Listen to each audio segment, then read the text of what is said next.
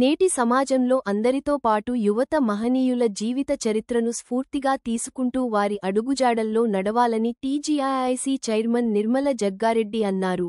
శుక్రవారం సదాశివపేట పట్టణంలోని స్థానిక బస్టాండ్ వద్ద బీసీ సంఘం ఆధ్వర్యంలో ఏర్పాటు చేసిన పూలే 199వ జయంతి వేడుకల్లో నిర్మల జగ్గారెడ్డి పాల్గొని పూలే విగ్రహానికి పూలమాల వేసి నివాళులర్పించారు. ఈ సందర్భంగా నిర్మల జగ్గారెడ్డి మాట్లాడుతూ మహనీయులను స్మరించుకోవడం మన అందరి బాధ్యత అని అన్నారు. జ్యోతిరావు పూలే మహనీయుడు, గొప్ప సంఘ సంస్కర్త అని కొనియాడారు. నేటి యువత, విద్యావంతులు పూలే అడుగుజాడల్లో నడవాలని సూచించారు.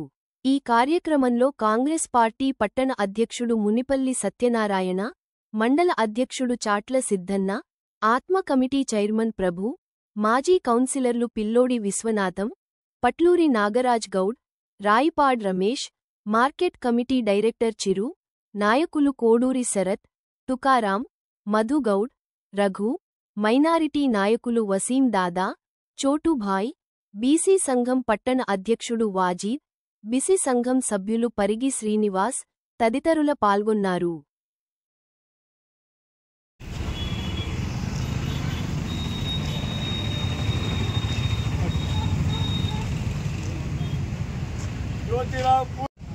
మహాత్మా జ్యోతిరావు పూలే జయంతి సందర్భంగా సదాశివపేట పట్టణంలో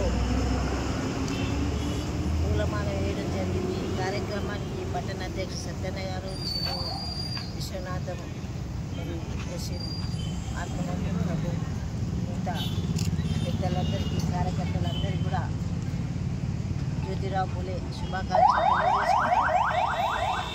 మరి 199 సంవత్సరాల జయంతి మనం జరుపుకుంటున్నాం.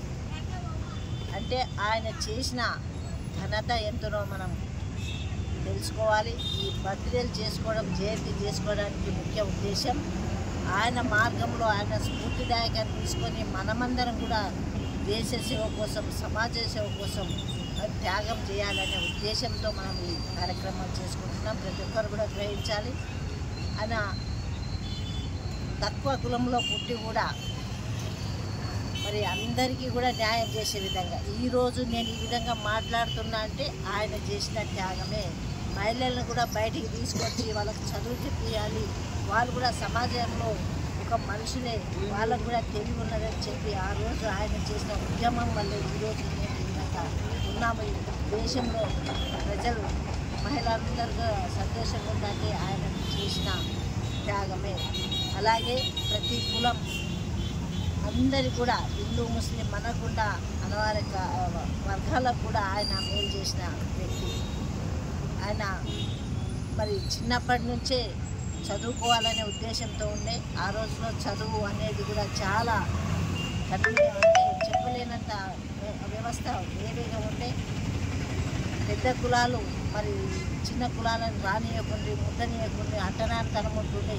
మరి భర్త చనిపోతే భార్యను పంటలేసి కాలువలు ఇంత కష్టపడి మన వ్యవస్థను కూడా మార్చేసిందంటే, ఒక్కడంత చేసినట్టే మనం కూడా ఇప్పుడు ఎంతో మరి సమాజంలో జనాలు పెరుగుతూ ఉన్నారు. పద్ధతులు కూడా మార్చే విధంగా తయారు కావాలి. ముఖ్యంగా అప్పుడున్న సమస్యలు ఆయన తీర్చిండు అంటే మరి ఇప్పుడున్న సమస్యలు కూడా మనకు చాలా ఉన్నాయి. ఎట్లా అంటే వరకట్నం కానివ్వండి, లేకపోతే అత్యాచారాలు కానివ్వండి, ఆత్మహత్యలు చేసుకోండి, ఇవన్నీ కూడా మరి చేసుకోకుండా ఉండాలి. ఆయన చూసిన మార్గంలో మనం అందరం నడుద్దాం. ఆయనను ఎప్పుడు కూడా మనం ఒక గురువులాగా, ఒక దేవునిలాగా మనం ఆరాధిస్తున్నాం. మనలాంటి మనిషి అంత ఎదిగిందంటే ఆయన చేసిన కష్టం ఏంటో మనందరికీ తెలుసు. ఇప్పుడు అరిచేతిలోనే వైకుంఠం చూస్తున్నాం. ఫోన్లు అందరి దగ్గర ఉంటే ఒకసారి చరిత్ర చదవండి, వినండి. ఇప్పుడు చదివే ఓపికలు లేవు. ఫోన్లో ప్రతి ఒక్కరు కూడా వినండి, మరి తరించండి. ఆయన మార్గంలో మనందరం నడుద్దామని